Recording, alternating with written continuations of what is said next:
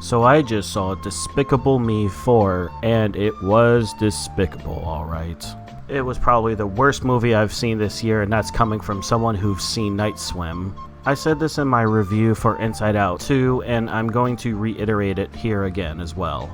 First off, if you are a baby or a child probably under the age of 12, leave. There is no point in watching this review any further if you are under the age of 12 or 13 for that matter. I understand this is a movie meant for children. This review is not meant for children, so my opinions will not matter to you. If you are a child or someone who likes the Minions regardless of what I have to say, then that's perfectly fine. Don't let what I say ruin the movie experience for you.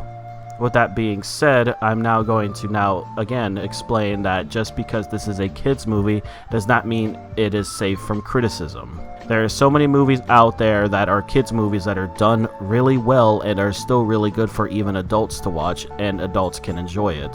And I said this for my review for Inside Out 2, just because it's a kids movie doesn't automatically mean it should just be a 10 out of 10 because it's meant for kids. If that's the case, every other movie in the world would be a 10 out of 10 because it's meant for its targeted demographic. This is also just a movie that parents will have to take their kids to anyway, so adults are going to watch it regardless. It's like, what even is the argument? There's no argument. It's adults can review it and watch it, so get over it. So yeah, I didn't like this movie. This movie is pretty dumb. If you don't already know, Illumination is the studio behind the Mario movie, which was pretty fine, but their other movies are not pretty great, and especially when it comes to the Despicable Me franchise or IP. That franchise has been milked to death so hard that I can't really find a representation of what this studio is doing to this franchise. Just imagine a barrel being scraped so hard that you're just now peeling at wood. That's what this movie franchise is right now. It's scraped so hard, there is no creativity left, there is no vision, no purpose, no soul left. It is just corporate, push this out, let's just get it out for the kids to watch. They don't care about this movie at all, and I feel bad for the animators that have to sit there for hours and hours animating Minions and all these other horrible character models, which I will talk about more later. But yeah, the barrel has definitely been scraped, and I wouldn't be surprised if we go to another empty barrel after this one. As far as the other past Despicable Me movies and Minions movies, I pretty much have only seen the first Despicable Me and half of the second one, and I saw the third one. I liked the first one. I didn't really care to finish the second one, and the third one was pretty average, if not mid. And I don't think I've seen any of the just Minions movies because I don't want to die. So who knows? I came into this movie expecting maybe this will be the one. This will be the one where it's actually good, and no, it's not. So I'm going to talk about some things about the movie, then the movie itself, and then I'm going to talk about the nitty-gritty in my review at the end. Because that's how I like to format these reviews. So the story begins sometime after the third movie, I'm pretty sure, because why not? And Gru is going to a high school anniversary. He meets a bunch of his old friends, and the Minions are there because why not? It's there where the teacher's giving out some award, and then it goes to this guy who Gru, I guess, had a rivalry with in high school, but in reality it turns out there wasn't really a rivalry. His name was Maxime Lamal, which I just had to look that up because that's how forgettable he is. And his whole thing is he really loves cockroaches because, of course, we're in a time where cockroaches just needs to be in kids' movies. That's definitely not gross or whatever. So he actually gets the award. Gru was expecting to get the award. I guess it was for whoever was the most evil.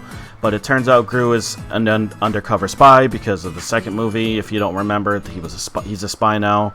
And then he fights Maxime, and then he turns him in, and now he's in prison. Now he goes home, he sees his family, he really loves his family. There's a moment where they really just show off each of the members. Then it turns out that Gru is visited by the guy who's in charge of, I guess, the agency, and then he's so like, hey Gru, actually that guy we arrested, he's actually escaped and is plotting to get you. And it turns out Maxime wants Gru's baby, so they have to put Gru into hiding, and basically they have to live a second life with the new school and new works and jobs and all that. Everyone has to get a new job and have a new name and all that.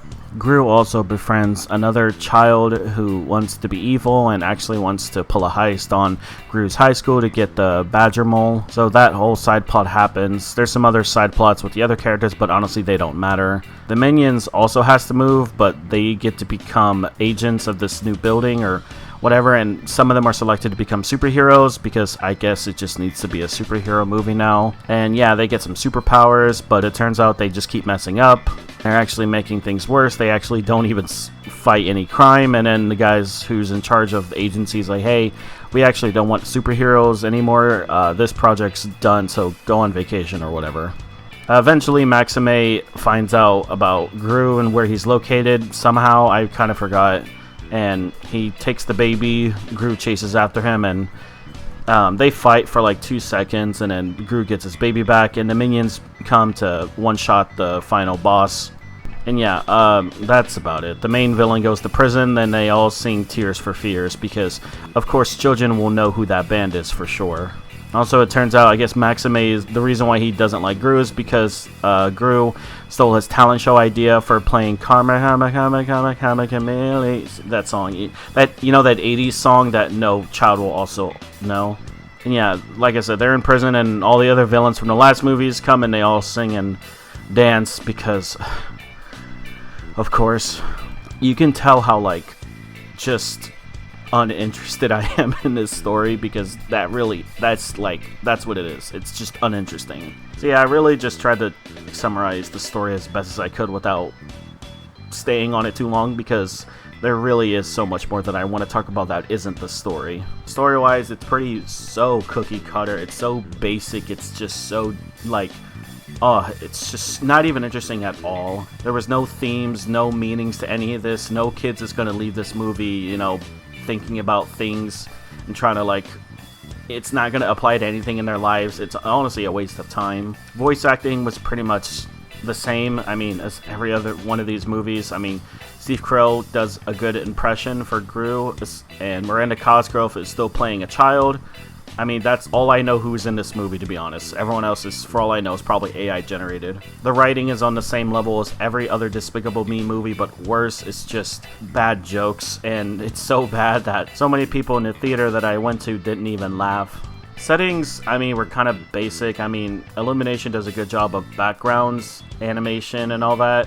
But the character models, holy shit, they were ugly as usual, and I'll talk about that more. There were some moments where the cinematography was pretty decent at the beginning for the first few minutes when Gru was fighting the main guy, or the main villain, but that animation style of cinematography quickly stopped. It's not like it matters. This is an animated movie. Music was very stupid. They chose a lot of songs that no child is going to know and get and understand. It's just, you could tell a boomer made this soundtrack. I didn't really walk away feeling anything. I'm more like annoyed more than anything. I really hope they don't make another one, but they might as well, because this movie makes too much money. I know Illumination could at least make decent movies, because I thought Sing in the Mario movie was at least decent, but this is just not it. It's like a step in the backwards direction. I mean, there were so many other movies you could just watch. You might as well just watch Inside Out 2 rather than this, but hey, you know, people are gonna watch this regardless, because the Minions. So yeah, now I'm going to talk about some specifics, because this is really the part I wanted to get into. Like, to start off, from the beginning of the movie, my god, was the animation and just models of all the characters just so horrible. Like, I know Illumination is known for using cheap models and animation, but my god, did they really just show that they just do not give a fuck. The cockroaches, for example, were just straight up horrible, and they look like they just don't belong in this film at all. The villain himself is so horrible and so bad and so forgettable, to the point where I looked at my brother and I kept telling him, like, I just keep forgetting that he's even in this movie. That's how forgettable and bad he is. If the villain is so forgettable that fast, oh my god, you know it's bad. Speaking of bad, the jokes were really bad, and it wasn't really funny at all. Now, there's gonna be jokes that makes children laugh, but even the jokes that was meant for the teenagers and adults were just not funny at all. Like I mentioned before, the theater that I was in, nobody freaking laughed to anything. It was so dead silent for so many of the jokes. There was maybe 3 jokes where I heard 3 people laughing. So they got 9 laughs out of the entire movie theater.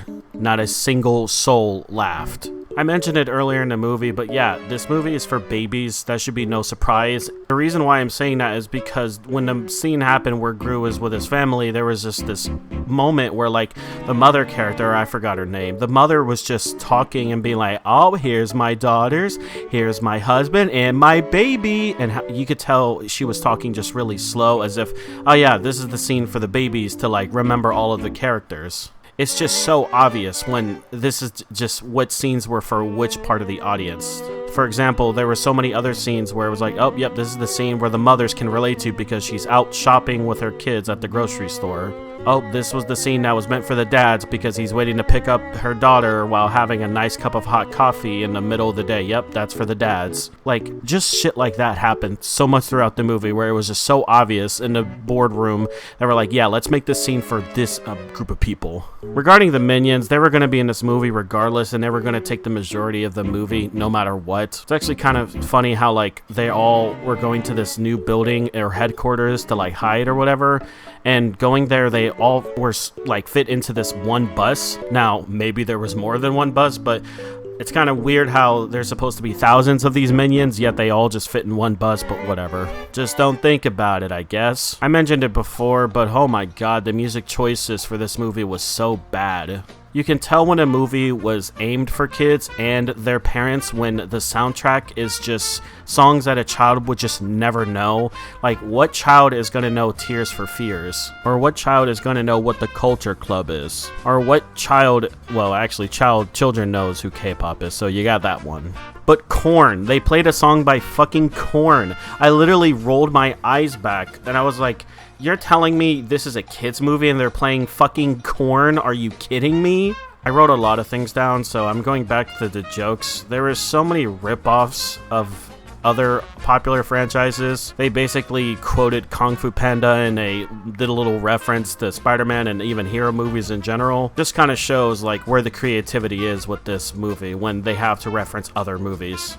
There was even a scene where the main villain had to get gas because I guess this airship runs on gas that was meant for cars and trucks.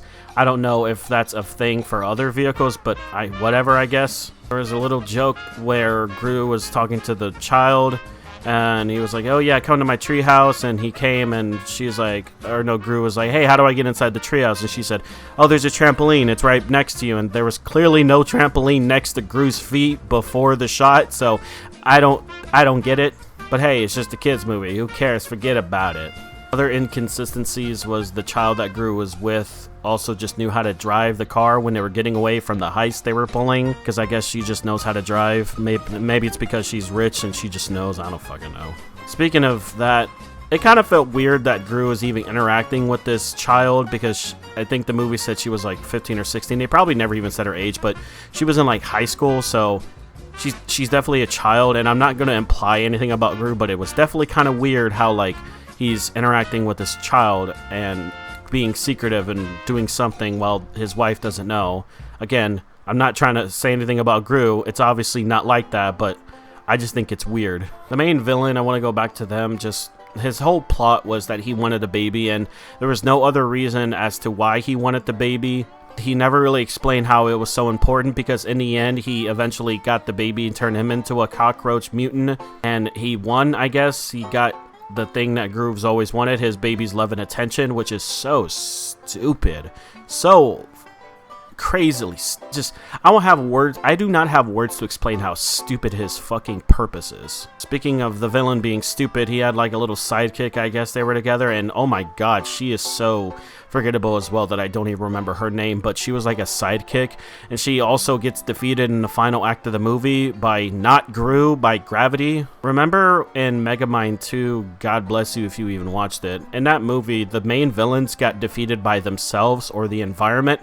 Yeah, that same thing happened with this movie as well. The villains just defeated themselves, and it was kind of fucking lame and stupid. And then eventually the main villain got beat by Gru by getting punched by Gru once, and the baby slapped him a few times, and then he fell, and then the minions ran him over because the minions were called back into action when they were supposed to be on vacation.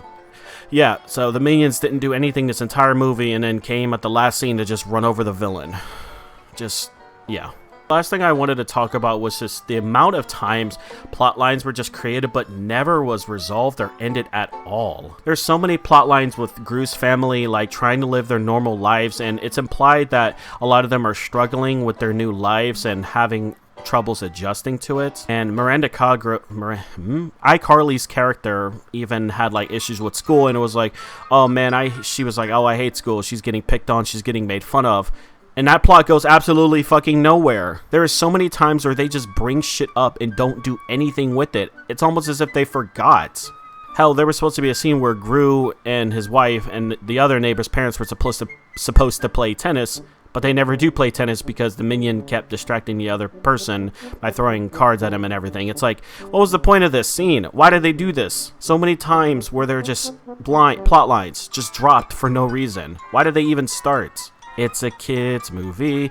Stop complaining about it. It is not meant for you. Just like this review is not meant for you if you are a child. So do not watch this movie because I'm an adult and you are not. And yeah, for the finale of the movie, the main character goes to jail. Gru talks to him, is like, hey, let's do what we were trying to do back in high school, and let's have a talent show musical. Then everyone gets together, every single character from this movie, and not just this movie, every single character from all the related Despicable Me movies comes together, and they all sing together like a bad animation movie from the 2000s. Like, really? We're still singing as the finale? Like, how...